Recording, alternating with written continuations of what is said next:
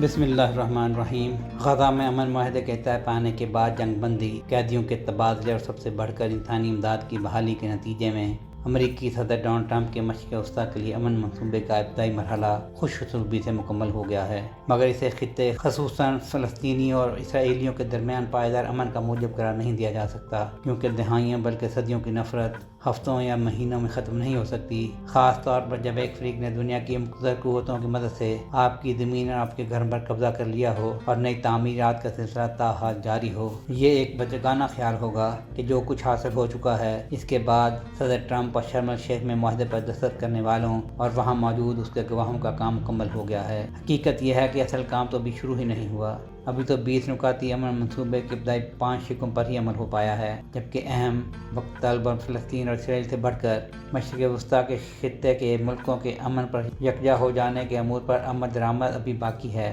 جبکہ اسرائیل تو شام اور لبنان پر حملوں کا سلسلہ جاری رکھے ہوئے ہے اور خطے میں قیام امن کے لیے اسرائیل کے زیر قبضہ اردن، مصر اور شام کے وہ علاقے 1967 کی جنگ اور اس کے بعد وقتاً فوقتاً اسرائیل قابض ہوتا رہا ہے، ان کا کیا بنے گا؟ کیونکہ امن منصوبے میں ان مقبوضہ عرب علاقوں کا کوئی ذکر نہیں ہے۔ فلسطین میں قیام امن کے لیے صدر ٹرمپ اور دیگر سربراہان مملکت و حکومت کی کمیٹی اور اس کی نگرانی میں سابق برطانوی وزیر اعظم ٹونی بلیئر کی سربراہی میں غزہ کے امور چلانے کے لیے ٹیکنوکریٹس کی کمیٹی، دونوں کی تشکیل ابھی باقی ہے، اور یہ بھی طے ہونا ہے کہ حماس، جس کے وجود کا خاتمہ اسرائیل کا بنیادی مطالبہ رہا ہے، اس پر کیسے عمل ہوگا، جبکہ صدر ٹرمپ کی منظوری سے تنظیم کو فی الحال غزہ میں پولیسنگ کی ذمہ داری سونپ دی گئی ہے، اور حماس کا بھی کہنا بجا ہے کہ وہ بڑے ہتھیار تو امن کے ثالثوں کے حوالے کرے گی، مگر اپنے مخالفین سے حفاظت کے لیے اس کا کوئی بھی کارکن حتی ہونے کی غلطی نہیں کر سکتا۔ غزہ کی تعمیر نو کیسے ہوگی، جہاں ایک منصوبہ بندی کے تحت 80% سے زیادہ عمارتیں اور بنیادی سہولتوں کا ڈھانچہ تباہ کیا جا چکا ہے؟ لوگوں کے گھر، اسکول، ہسپتال، بازار، غرض سب کچھ اندھا دھند بمباری سے ملبے کے ڈھیروں میں بدل چکا ہے۔ ٹرمپ نے شرم الشیخ میں اپنے خطاب میں اشارہ کیا تھا